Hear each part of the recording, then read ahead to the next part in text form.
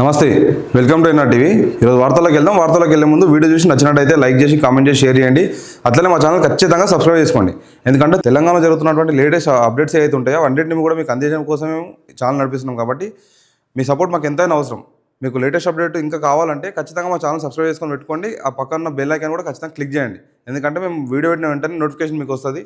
మీకు టైం ఉన్నప్పుడు చూడవచ్చు. కాబట్టి ఖచ్చితంగా మా ఛానల్ సబ్స్క్రైబ్ చేసుకోండి. Thank you. వార్తలకు వెళ్దాం. ఆంధ్రజ్యోతి. భారతీయ కళా మహోత్సవం పశ్చిమ భారత వైభవానికి వేదిక. ప్రారంభించిన రాష్ట్రపతి ద్రౌపది ముర్ము రాష్ట్రపతి నిలయంలో 9 రోజుల పాటు ప్రదర్శన. నేటి నుంచి ప్రజలకు ఉచిత ప్రవేశం. ఆహ్వానించడం కోసం వచ్చింది మన రాష్ట్రపతి గారు. బేగంపేట విమానాశ్రయంలో రాష్ట్రపతి స్వాగతం పలుకుతున్న గవర్నర్ మన సీఎం గారు. భారతీయ కళా మహోత్సవం పశ్చిమ భారత వైభవానికి వేదిక అని చెప్పేసి ఒక వార్త కనిపిస్తూ ఉన్నది. దానికి రాష్ట్రపతి ద్రౌపది ముర్ము గారు ప్రారంభించారు. మరో వార్త చూసుకుందాం. దానం నాగేందర్ రాజీనామా బాటలో. కాంగ్రెస్ అధిష్టానం అనుమతి కోసమే ఢిల్లీకి. పార్టీ పెద్దలు అంగీకరిస్తే పదవికి రాజీనామా.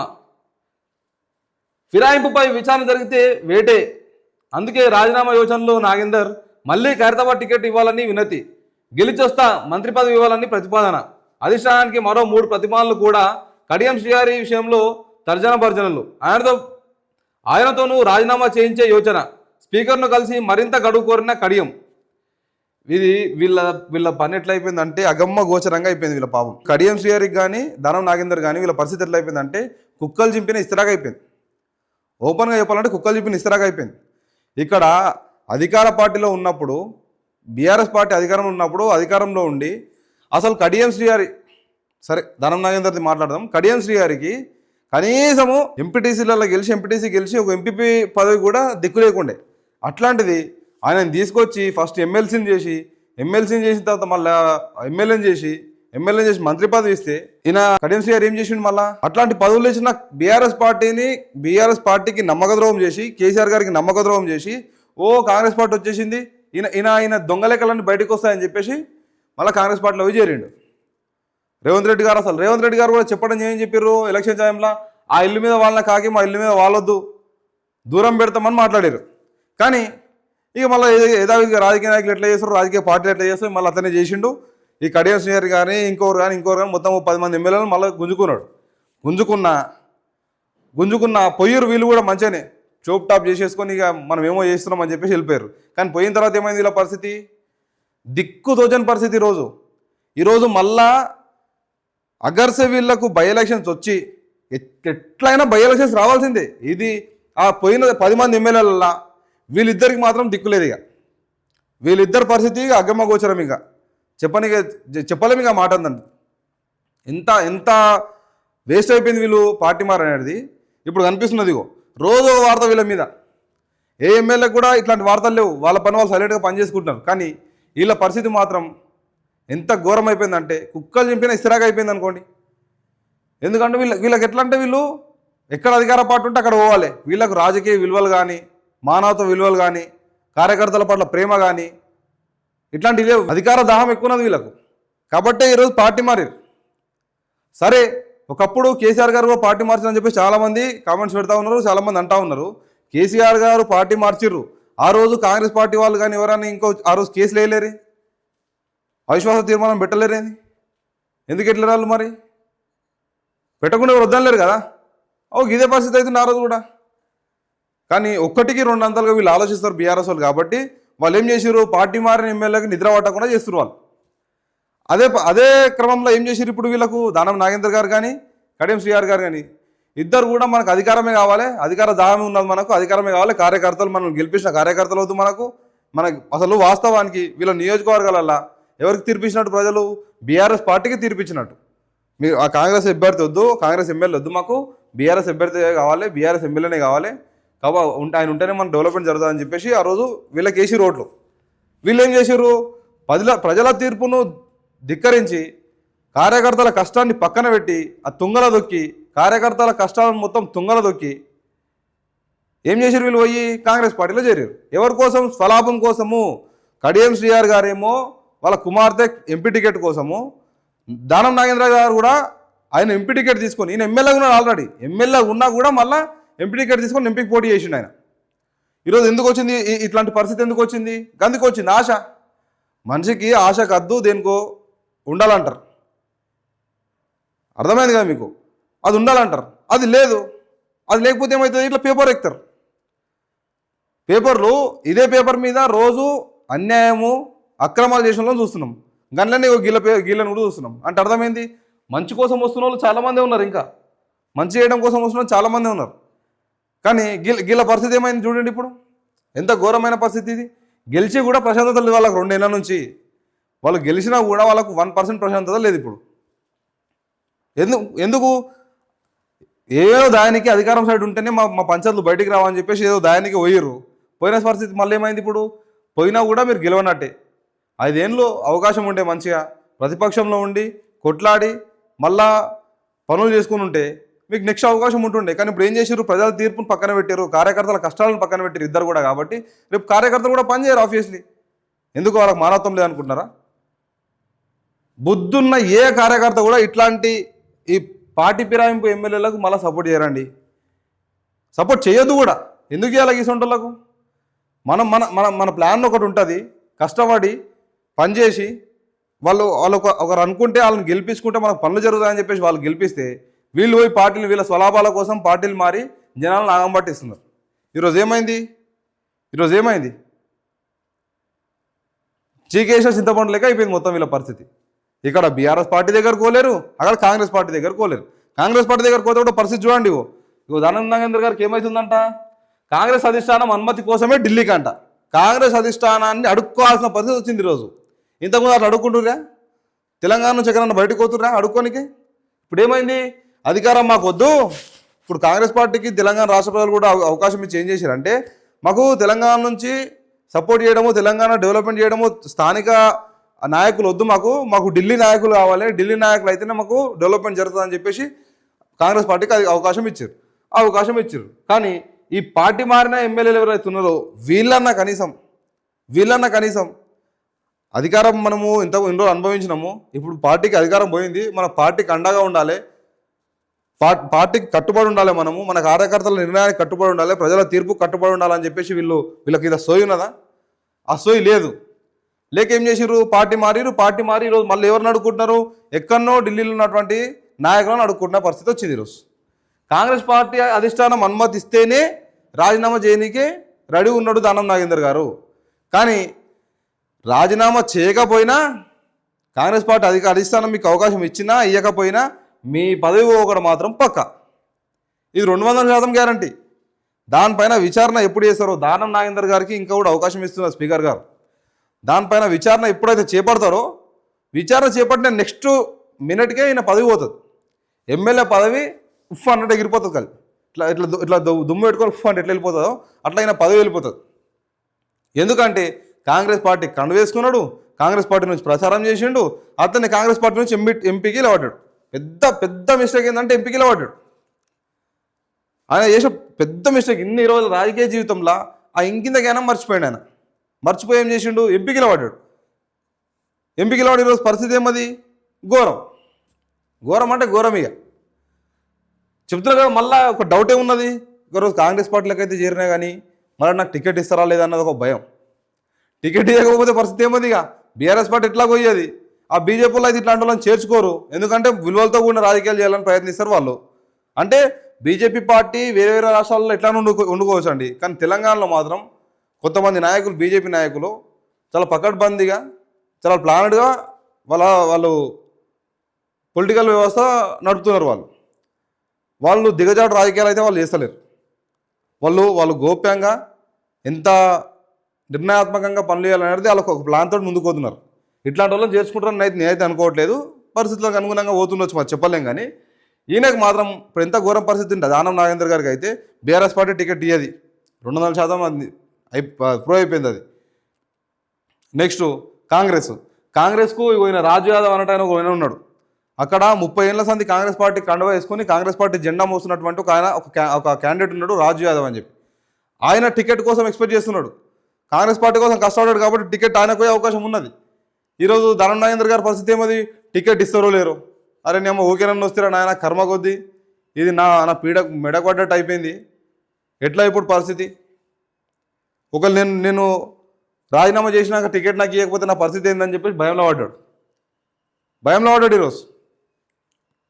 అదే చూడండి, ఉన్న అవకాశాన్ని ఉపయోగించుకోకుండా లేనిపోని ఆశలకు పోయి ఇట్లా పార్టీ పెద్దలు అంగీకరించిన పదవికి రాజీనామా, ఫిరాయింపుపై విచారణ జరిగితే వేటే, అందుకే రాజీనామా యోచనలో నాగేందర్. చేయాల్సిందే, నీకు తప్పదు. రాజీనామా నువ్వు చేయకపోతే తప్పదు నీకు, 200% రాజీనామా మీకు తప్పదు. ఇక కాంగ్రెస్ పార్టీ మళ్ళీ ఖైరతాబాద్ టికెట్ ఇవ్వాలని వినతి పెట్టినా వాళ్ళు ఇంటరా వినరు. వినకపోతే మాత్రం ఈ పరిస్థితి ఘోరమే. ఇక మళ్ళా కిందికే కేసీఆర్ గారు చెప్తారు చూడు అప్పుడప్పుడు, ఏదో గేమ్లా పెద్ద పాంబింగ్తే కిందిగా తోక్కాడుకొస్తారని చెప్పి, అదే పరిస్థితి అవుతుంది ఈరోజు. గెలిచిన అవకాశాన్ని ఉపయోగించుకోకుండా మళ్ళీ ఆగం చేసుకున్న పరిస్థితి వస్తుంది. ఉన్న సెక్యూరిటీ గార్డు కూడా, ఉన్న బాడీ గార్డు కూడా పోతాడు ఇక ఇంటికి, గవర్నమెంట్ దగ్గరికి వెళ్ళిపోతాడు మీ పనులు చేసి. చూడండి, కడియం శ్రీగారి విషయంలో తర్జన భర్జన, ఆయనతోనూ రాజీనామా చేయించే యోచన. స్పీకర్ను కలిసిన మరింత గడువు కోరిన కడియం. ఎన్ని రోజులు గడువు కోరినా వీళ్ళ పరిస్థితి మాత్రం ఘోరమే. వీళ్ళని ఆదుకునే ప్రసక్తే లేదు, ఆదుకునే నాదుడే లేడు. ఇదైతే 100% వాస్తవం. చూడండి, ఎమ్మెల్యే పదవికి రాజీనామా చేయడమే మంచిదని దానం నాగేందర్ భావిస్తున్నారా? పార్టీ విషయంపై విచారణ దాకా వెళ్ళకూడదని అనుకుంటున్నారా? అధిష్టానాన్ని ప్రసన్నం చేసుకొని ఖైరతాబాద్ టికెట్పై హామీ తీసుకునేందుకు ఢిల్లీ వెళ్లారా? కాంగ్రెస్ పెద్దలు అనుమతి ఇవ్వగానే రాజీనామా చేస్తారా? కడియం శ్రీగారి సైతం అదే బాటలో ఉన్నారా అంటే కాంగ్రెస్ వర్గాల్లో అవునే అంటున్నాయి. ఈ అంశంపై పార్టీలో జోరుగా రచ్చ నడుస్తుంది. బీఆర్ఎస్ టికెట్పై గెలిచి కాంగ్రెస్ పార్టీలో చేరిన 10 మంది ఎమ్మెల్యేల పైన ఇదే ప్రస్తావన నడుస్తున్నది. అందులో వీళ్ళిద్దరిది కూడా జోరులో ఉన్నది అంటే వీళ్ళ పరిస్థితి ఏమవుతుంది మీరు అర్థం చేసుకోండి. ఇలా తప్పదే. బై ఎలక్షన్స్ 200% వీళ్ళ నియోజకవర్గాల్లో వస్తున్నాయి, ఇది ఫిక్స్. ఆల్రెడీ దానం నాగేందర్ గారు రాజీనామా చేసిన నెక్స్ట్ మినిట్కే టికెట్ రాజు యాదవ్ గారికి పోతుంది. అక్కడ బీఆర్ఎస్ క్యాండిడేట్ ఇంకొక ఆయన ఉంటాడు. మళ్ళీ బీఆర్ఎస్ పార్టీ బరబ్బర్ ఆడ గెలుస్తున్నది, గెలిచి మళ్ళీ అసెంబ్లీకి పోతున్నాడు. ఇది పక్క. ఆల్రెడీ ఈయన రాజీనామా యోచనలో ఉన్నాడని చెప్పేసి ఆడ రాజు యాదవ్ అంటే పెద్ద ఫ్లెక్సీలు వేయించిండు. ఆల్రెడీ కాంగ్రెస్ పార్టీ టికెట్ నాకే కావాలి, నేను 30 ఏళ్ళ నుంచి నేను కాంగ్రెస్ పార్టీ కండువా కప్పుకొని కాంగ్రెస్ పార్టీ జెండా మోస్తున్నా, కాబట్టి ఖచ్చితంగా టికెట్ నాకే కావాలని చెప్పేసి వాళ్ళు రేవంత్ రెడ్డి గారిని, మీనాక్షి నటరాజన్ గారిని, మహేష్ కుమార్ గౌడ్ గారిని అందరిని వేసి ఆల్రెడీ పెద్ద ఫ్లెక్సీలు వేస్తున్నాడు. ఇక్కడ బీఆర్ఎస్ పార్టీ నుంచి ఆల్రెడీ క్యాండిడేట్ రెడీ ఉన్నాడు. మళ్ళా ఆబ్వియస్లీ మళ్ళా ఖైరతాబాద్ ఏరియాలో ఎట్లయితే నిర్ణయించారు ఫస్ట్ జనాలు, ఇప్పుడు కూడా ఆ రకంగానే నిర్ణయిస్తారు. అధికార పక్షం ఉన్నా ఏదున్నా అక్కడ బీఆర్ఎస్ పార్టీకి ఫ్యాన్స్ ఉన్నారు ఆడ, కాబట్టి ఖచ్చితంగా బీఆర్ఎస్ పార్టీని మనం గెలిపించుకుంటారు. అప్పుడు దానం నాగేందర్ గారు నెత్తి పట్టుకొని కూర్చుంటారు ఆ రోజు. ఈరోజు కడియం శ్రీగారి గారి విషయంలో కూడా అదే అయితే చూడు. కడియం శ్రీగారి విషయంలో కూడా చెప్పలేము ఇక. చూడండి ఎట్లా చిత్తు ఓడిపోతారో ఏందనేది చూడండి ఒకసారి. వీళ్ళకి ఇంకా పెద్ద ప్రాబ్లం ఏంటంటే టికెట్లు కాంగ్రెస్ పార్టీ ఇస్తుందా లేదా అనేది పెద్ద గోసున్నది. ఇప్పుడు కాంగ్రెస్ పార్టీ టికెట్లు అనౌన్స్ చేస్తుందా లేదా, టికెట్ ఇస్తుందా లేదా, అసలు పరిస్థితి ఏందని చెప్పేసి అదో భయం ఉన్నారు వీళ్ళు. ఇప్పుడు ఖచ్చితంగా కాంగ్రెస్ పార్టీ టికెట్లు ఇయ్యదు వీళ్ళకి. మరో వార్త చూసుకుందాం. సర్పంచ్ వార్డు సభ్యుల రిజర్వేషన్ల ఖరారు, కలెక్టర్కు డెడికేటెడ్ కమిషనర్ నివేదిక. రిజర్వేషన్ల ఖరారుకు నేడు మార్గదర్శకాలు జారీ. ఈ మళ్ళీ లోకల్ బాడీ ఎలక్షన్స్ ఇంకా పెండింగ్ ఉన్నాయి కదా, ఆ లోకల్ బాడీ ఎలక్షన్స్కి సంబంధించి ఆల్రెడీ రిజర్వేషన్ల పైన క్లియర్ కట్గా ఒక నిర్ణయానికి వచ్చింది గవర్నమెంట్. ఏమనంటే ఈ 42% రిజర్వేషన్ ప్రకటించాలి, 42% రిజర్వేషన్ అయినాకనే ఎంపీటీసీ జెడ్పీటీసీ ఎలక్షన్స్ నిర్వహిస్తామని చెప్పేసి అన్నారు కదా. మరి అంతేం లేదు, మళ్ళీ అంత తుతుంది. రేవంత్ రెడ్డి గారు మళ్ళీ నమ్మించి నెత్తి మీద చేతి పెట్టిండు. బీసీలకు రేవంత్ రెడ్డి గారు మళ్ళీ ఏం చేశారంటే మళ్ళీ నెత్తి మీద చేతి పెట్టే ప్రయత్నం చేస్తారు, ఆయిలేసి రుద్దే ప్రయత్నం చేస్తున్నాడు ఇక. ఎందుకంటే మీరు మా వాళ్ళే, మీరు నాకు సంబంధించిన ప్రజలే, మీ వెనకాల నేనుంటా, మీరు ఉంటేనే నేనున్నా, ఇట్లాంటి మాటలు మాట్లాడుకుంటూ పోతారు రేవంత్ రెడ్డి గారు. అదే ప్రయత్నం చేయడానికి పోయిండు. కానీ కోర్టు తేల్చి చెప్పింది ఏమని, లేదు 42% రిజర్వేషన్ చేయడం కుదరదు, ఇప్పుడున్న ఆ 20+% ఏదైతే ఉందో ఆ 20కి పైగా ఏదో పర్సెంటేజ్ ఉందో ఆ పర్సెంటేజ్ ఇవ్వండి, రిజర్వేషన్ 50% మించకూడదు అని చెప్పేసి కోర్టు తేల్చి చెప్పింది. ఇక తప్పదు కదా, ఇక ఎలక్షన్లు లేట్ అయిపోతుంది. ఇప్పటికీ 2.5 ఏళ్ళు అయిపోయింది గవర్నమెంట్ వచ్చి 2.5 ఏళ్ళు అయిపోయిందంటే సగం ఆయుష్ అయిపోయినట్టే గవర్నమెంట్. ఇంకా 2.5 ఏళ్ళల్లో ఎన్ని రోజులు చేస్తారు వాళ్ళు ప్రజాపాలన అంటారు కదా, అదే ప్రజాపాలనకి ఎన్ని రోజులు చేయడానికి అవకాశం ఉన్నది, 1.5 సంవత్సరంన్నరకే అవకాశం ఉన్నది. నెక్స్ట్ లాస్ట్ సంవత్సరం మొత్తం ఎలక్షన్ నడుస్తుంది. మళ్ళీ లాస్ట్ సంవత్సరం వచ్చిందంటే మళ్ళీ ఎలక్షన్కి స్టార్ట్ అయిపోతుంది, హంగామా స్టార్ట్ అయిపోతుంది. అంటే వీళ్ళకి ఉన్నది కాల వ్యవధి ఎంత, ఇంకా సంవత్సరంన్నరనే. ఆ సంవత్సరంన్నర కోసము ఇంకా కూడా ఎంపీటీసీ జెడ్పీటీసీ ఎలక్షన్ చేయలేరు, చేయకుండా ఇంకా ఆటలాడుతున్నారు. కాబట్టి ఇక ఒత్తిడి ఎక్కువైపోతున్నది కార్యకర్తల నుంచి. సార్ మేము ఎంపీటీసీలం కావాలి, మేము జెడ్పీటీసీలం కావాలి, మేము చైర్మన్లం కావాలి, ఎంపీపీలం కావాలి, మాకు అవకాశాలన్నీ పోతున్నాయి, మీరు దిగిపోతారు, మీరు దిగిపోయినాక మేము ఏం భజన చేయాలన్నా, ఇప్పటికైనా ఎలక్షన్ పెట్టుండి సార్ అని చెప్పేసి వాళ్ళ కార్యకర్తలే ఆడ దిక్కుమొక్కు లేక కొట్లాడుతుంటే ఇక తప్పదు, కర్మ తప్పదిగా, చెయ్యాలంటే చెయ్యాలి, చేయకపోతే వేరే మనకు దిక్కు లేదు అని చెప్పి ఎలక్షన్కి పోయే ప్రయత్నం చేస్తున్నది గవర్నమెంట్.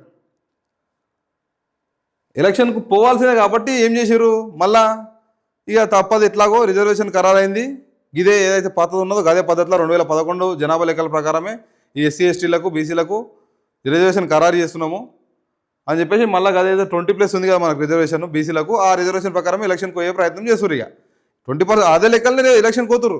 ఈ 42% అంతా ఒత్తుతుంది. తిన్మార్ మల్లన్న ఇంకా రకరకాల ఆర్ కృష్ణయ్య గారు ఇక రకరకాలు చెప్తూనే ఉన్నారు, అందరు రకరకాల వ్యక్తులు అందరూ కూడా చెప్తూనే ఉన్నారు. ఏమని, రిజర్వేషన్ ప్రకటించిన వీళ్ళతో కాదు, ప్రకటిస్తామని అబద్ధ హామీలు ఇచ్చారు, మాకు బీసీలను మోసం చేశారు, బీసీలను అన్యాయంగా ద్రోహం చేశారు అని చెప్పేసి వీళ్ళు ఎన్నో రోజుల నుంచి మొత్తుకుంటున్నారు. కాంగ్రెస్ పార్టీ కూడా వాళ్ళు అన్న తీరుగానే జనాలను మోసం చేసింది. 42% రిజర్వేషన్ ఇస్తామని చెప్పేసి అన్నది అంతా బూటకం, ఓ నాటకం. ఏం చేసింది మళ్ళీ చూడండి, మళ్ళీ ఉన్న తీరుగానే కలెక్టర్కు డెడికేటెడ్ కమిషన్ నివేదిక, రిజర్వేషన్ ఖరారు నేడు మార్గదర్శకాలు. గ్రామ పంచాయతీ ఎన్నికల కోసం అంతా సిద్ధమవుతుంది. డెడికేటెడ్ కమిటీ ఇచ్చిన నివేదిక ఆధారంగా మండలాల వారీగా బీసీ రిజర్వేషన్లు ఖరారు చేయడానికి కసరత్తు వేగంగా కొనసాగుతుంది. బీసీ రిజర్వేషన్లు 23% చొప్పున ఉండేలా ఇప్పటికే డెడికేటెడ్ కమిషనర్కు ఒక నివేదిక ప్రభుత్వానికి సమర్పించగా దాన్ని మంత్రులకు పంపి ఆమోద ముద్ర పడేలా ప్రభుత్వం వేగంగా చర్యలు తీసుకుంది. చూడండి, ఎంత 23%. చెప్పినా కదా, ఎంతైతే పాత పద్ధతి ఉందో 23%, అదే 23% బీసీలకు ప్రకటించే ప్రయత్నం చేస్తున్నది. బీసీలకు ప్రకటిస్తున్నది అంతే, ఇక అన్న వేరేది ఏం లేదు. అంటే ఇప్పటికి మళ్ళా బీసీలను మళ్ళీ మోసం చేసింది కాంగ్రెస్ ప్రభుత్వం. ఇప్పుడు తెలుస్తుంది ఇక కాంగ్రెస్ ప్రభుత్వానికి, కాంగ్రెస్ పార్టీకి, కాంగ్రెస్ పార్టీ నాయకులకు బీసీల ప్రతాపం మీద మీరు చూపించాలి. ఇప్పుడు బీసీలు అనుకుంటే ఏమవుతుంది, బీసీలు ఏకమైతే ఏమవుతుంది, బీసీలు నిర్ణయం తీసుకుంటే ఎట్లా డిసైడ్ అవుతుంది ఎలక్షన్ అనేది మీరు చూపించాలి ఇప్పుడు. ఎందుకంటే ఇప్పటికే సర్పంచ్ ఎలక్షన్స్లలోనే మీకు ఆల్రెడీ మోసం చేశారు. సర్పంచ్ ఎలక్షన్లనే మోసం చేసి సర్పంచ్ ఎలక్షన్లో ఎట్లయితే రిజర్వేషన్ అట్లా ఇచ్చి మళ్ళీ వాళ్ళ క్యాండిడేట్లనే పెట్టుకున్నారు, వాళ్ళే చేసారు. ఇప్పుడు మళ్ళీ బీసీలు ఏకమైతే ఏమవుతుంది, బీసీల నిర్ణయం ఎట్లుంటుంది అనేది ఇప్పుడు మీరు చూపించాలి. ఏం చేస్తారు మళ్ళీ కదా 23% పాత పద్ధతి అని చూడండి. ఆ తర్వాత ఆ కమిషన్ నివేదికను అందులో బీసీల రిజర్వేషన్లు ఏ జిల్లాలో ఏ మండలాల్లో ఎంత చొప్పున ఖరారు చేశారన్న అంశాలను అన్ని జిల్లాల కలెక్టర్లకు పంపించారు. కలెక్టర్లు దాన్ని పరిశీలించి మండలాలకు కూడా పంపించారు. దాని ప్రకారం మండల స్థాయిలో సర్పంచులు, వార్డు సభ్యుల స్థానాలకు బీసీ రిజర్వేషన్లు సంబంధించి మొత్తం కసరత్తు పూర్తయింది. ఇందులో డెడికేటెడ్ కమిషనర్ చెప్పిన దానికి మండలాల స్థాయిలో అదే ప్రకారం సర్పంచులు, వార్డు సభ్యులు స్థానాలకు బీసీ రిజర్వేషన్ల ఖరారుకు ఎలాంటి ఇబ్బంది లేదని నిర్ధారించుకున్నారు. దీంతో శనివారం రాష్ట్ర వ్యాప్తంగా బీసీ రిజర్వేషన్ల ఖరారు ఎలా చేయాలన్న దానిపై ప్రభుత్వం మార్గదర్శకాలను విడుదల చేసే అవకాశం ఉంది. ఇప్పటికే అనధికారికంగా మండలం స్థాయిలో పూర్తి చేసిన బీసీ రిజర్వేషన్ల చార్టు సిద్ధంగా ఉండడంతో అధికారికంగా మార్గదర్శకాలు ఇచ్చిన వెంటనే మళ్ళీ ఒకసారి వాటిని పరిశీలిస్తారు. ఆదివారం నాటికి ఆ జాబితాలను అధికారికంగా ఖరారు చేసి అన్ని జిల్లాల కలెక్టర్లు ప్రభుత్వానికి పంపిస్తారు. 24న సోమవారం హైకోర్టులో పంచాయతీ ఎన్నికల నిర్వహణపై కేసు ఉంది. ఆ కేసు సందర్భంగా ప్రభుత్వం తాము ఎన్నికలకు సిద్ధంగా ఉన్నామని చెప్తూ తాము చేసిన కసరత్తు వివరాలను కూడా సమర్పించనుంది. అనంతరం 25వ తేదీన మంత్రివర్గ సమావేశం ఉంది. 26వ తేదీన గ్రామ పంచాయతీ ఎన్నికల షెడ్యూల్ వెలువడే అవకాశాలు ఉన్నాయని సమాచారం. కాగా ఇప్పుడు చేస్తున్న కసరత్తు అంతా బీసీల రిజర్వేషన్లకు సంబంధించిందే. రాష్ట్ర ప్రభుత్వం చేసిన బీసీ కులగణన ఆధారంగా డెడికేటెడ్ కమిషన్ గతంలో 42% బీసీ రిజర్వేషన్ ఇవ్వాలని చెప్పింది. దాని ప్రకారం ఈ సెప్టెంబర్లో రిజర్వేషన్లు క్షేత్రస్థాయిలో ఖరారు చేశాయి. అదే సమయంలో ఎస్సీ ఎస్టీలకు కూడా 2011 జనాభా లెక్కల ఆధారంగా సర్పంచ్, వార్డు రిజర్వేషన్లు ఖాయం చేశారు. అయితే బీసీ రిజర్వేషన్లు 42% అనేది అమలు సాధ్యం కానందున ఇప్పుడు మళ్ళీ పాత పద్ధతిలోనే బీసీలకు 23% చొప్పున సర్పంచులు, వార్డు సభ్యులకు రిజర్వేషన్లు ఖరారు చేస్తున్నారు. మొత్తం మీద రిజర్వేషన్లు 50% మించకుండా మాత్రమే చూసుకుంటున్నారు. ఏం చేస్తున్నారు చూడండి, 42% అనేది అమలు సాధ్యం కానందున 42% రిజర్వేషన్ అనేది అమలు సాధ్యం కానందున మళ్ళీ ఏం చేస్తారు, గదే 23% రిజర్వేషన్ అనేది ప్రకటిస్తున్నారు. అంటే చూడండి, ఇక ఏం చేస్తారు, నానబెట్టి ఏం చేసినామమ్మా అంటే ఒక ఇది చేసినా అని చెప్పి చూపిస్తున్నారు. అంతే ఆపి ఏం చేసిర్రు, మూలకున్నమ్మా నానబెట్టి ఏం చేసినామంటే ఏం చేసినా అన్నది ఇది చేసినా అని చూపించింది. ఏం చేసింది? చుట్టూ తడి చేసింది అంతే. అంటే ఇప్పుడు ఇప్పుడు ఇప్పుడు కాంగ్రెస్ పార్టీ కూడా ఏం చేసింది? తడి తీసుకొచ్చే ప్రయత్నం చేసింది అంతే. నానబెట్టి ఏం చేసారు? మళ్ళా దొబ్బిరు ముంగటికి. ఇది అనమాట పరిస్థితి. ఇది కాంగ్రెస్ పార్టీ పనితీరు, కాంగ్రెస్ పార్టీ నాయకుల పనితీరు. కాబట్టి ఏదేమైనా ఒకసారి ఆలోచన చేసుకోండి ఎట్లా ముందుకు పోతారు అనేది. మరో వార్త చూసుకుందాం. ఏకగ్రీవం పంచాయతీలకు 10 లక్షల ప్రోత్సాహకం. ఏకగ్రీవ ఎన్నికల్లో పల్లెల అభివృద్ధి. ఏడాదిన్నరలో చేనేత రంగానికి 1000 కోట్లు. మంత్రి తుమ్మల. 25న కేబినెట్ విద్యుత్ అంశాలే ఎజెండా. ఏమంటుంది? ఏకగ్రీవమైన గ్రామ పంచాయతీలకు 10 లక్షల నిధులు అమలు చేస్తాము, పంపిస్తామని చెప్పేసి అంటారు కదా. కానీ వీళ్ళు ఎంత పంపిస్తారు అనేది చూడండి. అసలు వాస్తవానికి ఏకగ్రీవమైన గ్రామ పంచాయతీలకు ఫండింగ్ అనేది ఎప్పుడు రావాలి? గవర్నమెంట్ నుంచి ప్రోత్సాహకం ఎప్పుడు రావాలి? వీళ్ళు ఎలక్షన్స్ అయిపోగానే రిజల్ట్ బయటికి రాగానే క్యాబినెట్ ఒకసారి కూర్చొని నివేదిక చేసి దానిపైన ఆర్డర్స్ పాస్ చేసి వాళ్ళు డిసైడ్ చేస్తే అప్పుడు ఈ 10 లక్షల ప్రోత్సాహకం ఏదైతే ఉంటుందో అవి గ్రామ పంచాయతీల అకౌంట్లలో పడతాయి. అవి ఎన్ని రోజులలో పడతాయి? వీళ్ళు డిసైడ్ చేసిన 15 రోజుల నుంచి 30 రోజుల లోపల పడతాయి. కానీ మరి ఇప్పటిదాకా క్యాబినెట్ మంత్రులు ఎప్పుడన్నా దీనిపై చర్చ చేసిర్రా? కూర్చొని దీనిపైన చర్చలు నడిపించిర్రా? డిసైడ్ చేసిర్రా? లేదు. ఇదంతా కూడా ఎలక్షన్ స్టంట్లు చేస్తుర్రు. ఎలక్షన్ స్టంట్లు చేసుకుంటూ పోతుర్రు. ఎలక్షన్ కోసము ప్రజలు ఏ రకంగానే మభ్యపెట్టాలి. ఇప్పుడు గ్రామ పంచాయతీలు ఉన్నాయి, ఏకగ్రీవమైన గ్రామ పంచాయతీలు ఉన్నాయి. ఆ గ్రామ పంచాయతీలు ఏం చేయాలి? మళ్ళీ అరే ఇప్పుడు మన కాంగ్రెస్ పార్టీకి సపోర్ట్ చేయాలి, సపోర్ట్ చేస్తే మళ్ళీ గెలిచినారంటే మళ్ళీ 10 లక్షల ప్రోత్సాహం వస్తుంది. కాబట్టి మనం గట్టిగా పనిచేద్దామని చెప్పేసి వాళ్ళు డిసైడ్ అయిపోయి పని చేస్తారు. మళ్ళీ ఏం చేస్తారు? వీళ్ళు ఎలక్షన్ అయిపోయిందా ఏం చేస్తారు? ఇక చేస్తాం అని మళ్ళీ లాస్ట్కు మళ్ళీ నెత్తిమీ చేతి పెడతారు. వీళ్ళు అదే ప్రయత్నం చేస్తారు. వీళ్ళు అంతకుమించి వేరేది ఏం చేయరు. ఎలక్షన్ కోసమే ఇప్పుడు ఈ మాటలు కూడా చూడండి. ఏకగ్రీవమైన పంచాయతీలకు 10 లక్షల చొప్పున ప్రోత్సాహకం. ఏకగ్రీవ ఎన్నికల ద్వారా పల్లెల్లో అభివృద్ధి. ఏడాదిన్నరలో చేనేత రంగానికి 1000 కోట్లు తుమ్మలనంట. మంత్రుల స్థాయిలో, మినిస్టర్ స్థాయిలో ఉన్నటువంటి వ్యక్తులు మాట్లాడిన మాటలు కూడా కాంగ్రెస్ పార్టీ ప్రభుత్వంలో నిజం కావట్లేదు. వాళ్ళు చెప్తున్నారు, ఆడికి పోయేసరికి వేరే అవుతున్నది. మళ్ళీ తీసుకొచ్చి మళ్ళీ అది ఇంకోటి చెప్తున్నారు. ఒక్కొక్క మంత్రి ఒక్కొక్క విధంగా ప్రకటిస్తున్నాడు, ఒక్కొక్క విధంగా పంచాయతీలు చెప్తున్నాడు. ఏమని? ఎలక్షన్ విషయంలో అయినా సరే, ఈ ప్రోత్సాహకాల విషయంలో అయినా సరే. వాస్తవానికి 10 లక్షలు అనేది ఎప్పుడు రావాలి? గెలిచిన కొన్ని రోజులకే, గెలిచినాక డిసైడ్ కాగానే, రిజల్ట్ బయటకు రాగానే, పంచాయతీ ఎలక్షన్లలో గ్రామ పంచాయతీ సర్పంచులు అనౌన్స్ అయిపోగానే క్యాబినెట్ మీద మంత్రులందరూ కూర్చొని డిసైడ్ చేస్తే, ఆ డిసైడ్ చేసిన 15 రోజుల నుంచి 30 రోజుల మధ్యలో ఈ పైసలు మొత్తం గ్రామ పంచాయతీ అకౌంట్లో పడతాయి.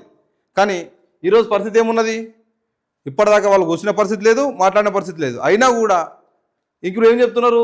ఇస్తాం 10 లక్షలు అని మాట్లాడుతున్నారు. కానీ వాళ్ళు ఎంతవరకు నిజం ఉన్నదో చూడండి.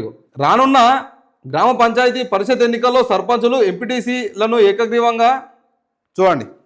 నేను చెప్పినా కదా, నేను చదవకముందే చెప్పినా. చూడండి మళ్ళీ ఏమున్నదో. మళ్ళీ స్టంట్, ఎలక్షన్ స్టంట్ అని చెప్పినా కదా. గత చూడండి, ఎంపీటీసీలు పరిషత్ ఎన్నికలు.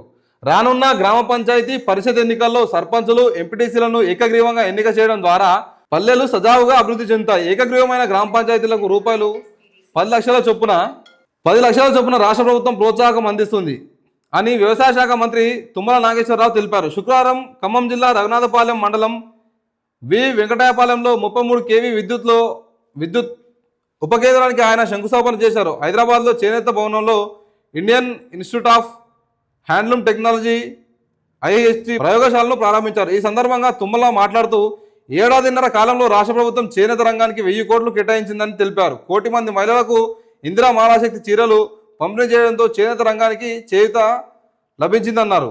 ఈయన ఇవన్నీ చెప్తున్నాడు. కానీ ఇక ఈ 10 లక్షల ప్రోత్సాహం గురించి గిరిదాకానే మాట్లాడండి. చూడండి, ప్రోత్సాహం వస్తుంది, ఏకగ్రీవం చేసుకుంటే ప్రోత్సాహకాలు వస్తాయి, గ్రామాలు అభివృద్ధి చెందుతాయి అన్నాడు. కానీ ఎప్పుడు మీటింగ్ పెడతాము, ఎప్పుడు మాట్లాడతాము, ఎప్పుడు డిసైడ్ చేస్తాము?